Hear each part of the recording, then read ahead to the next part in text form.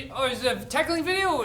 What's it about? This is the same thing we do every day, Riley. It's just read the tech news. Tech news? Oh, I love that stuff. Oh, so where do I look? I hate you. I hate you so goddamn much. AMD has officially announced 3 new XT variants of existing Ryzen 3000 series processors. The chips were rumored for some time to release this week, so I guess the announcement validates those who risked life and limb to get us this information early.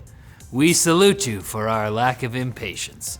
The lineup consists of the 6-core Ryzen 5 3600 XT, the 8-core Ryzen 7 3800 XT, and 12-core Ryzen 9 3900 XT. Each processor has a boost frequency around 100 to 200 megahertz higher than their non-XT counterparts and are listed at the same MSRP. It's free real estate.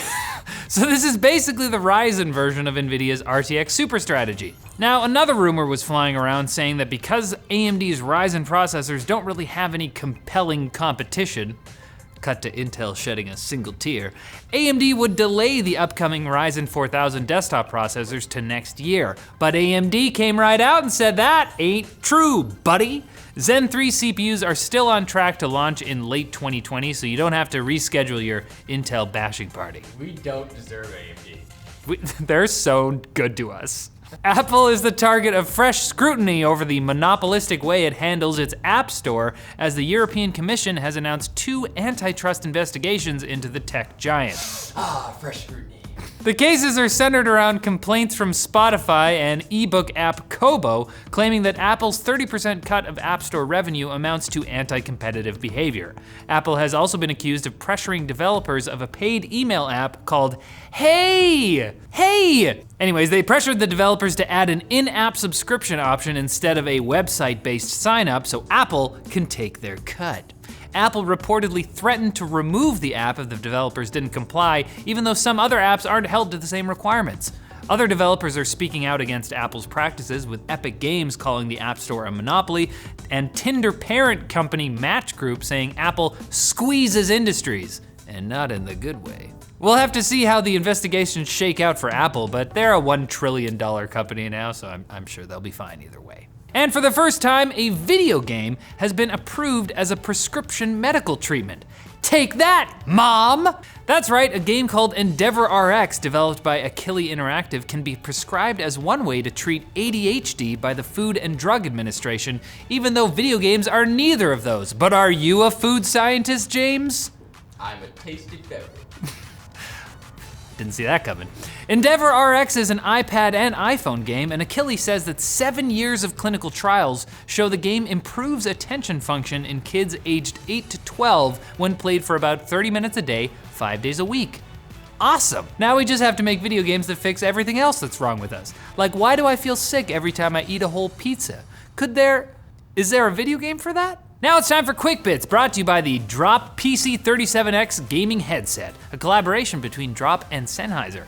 It's got an open back design with drivers from the classic HD 598 and HD 600, so you know they'll sound great for both gaming and music. The mic is optimized to handle pops and hisses, and it even has noise canceling and auto mute features. You'll also get a 10-foot braided cable, so check it out today at the link below. Going about my day as normal. Quick Bits! Google has announced a partnership with Parallels to run full-featured Windows apps like Microsoft Office on Chromebooks via virtualization. The feature will only run on enterprise devices, but this would be a huge win for cheap Chrome OS devices, which are really only useful right now as a distraction to give your kid who keeps asking for their own laptop. That's a joke! I'm sorry, Chromebook fans.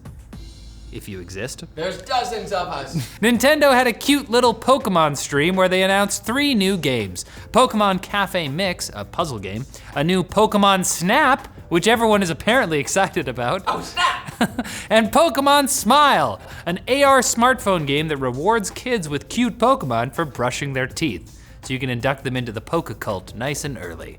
What happens when they grow up and realize they have to brush their teeth without a video game like a normal person? They evolve into Snorlax. Steam is currently holding the Summer Game Festival, a 7-day event during which you can watch developer live streams and play over 500 free game demos. So check it out if you haven't already filled your game library so full that you couldn't possibly play everything in a human lifetime. But at least you have them, right? Boston Dynamics has officially put its Spot dog-shaped robot up for sale to commercial customers. A mere $74,500 could get you your very own canine companion to do everything from mapping out irradiated buildings to scaring the living hell out of your conspiracy theorist neighbors. I think I'm gonna make the case to Linus that we need one. We're gonna have to change the no pet policy though. And Amazon has a robot of their own, but this one is really just some sensors attached to a monitor which warns warehouse workers when they're not social distancing. Because I guess a robot is cheaper than hiring someone to just go, hey, no, nope, back up, and hey, that's enough tech news. I'm drawing the line right here. Come back on Friday for more tech news because then, nope, no.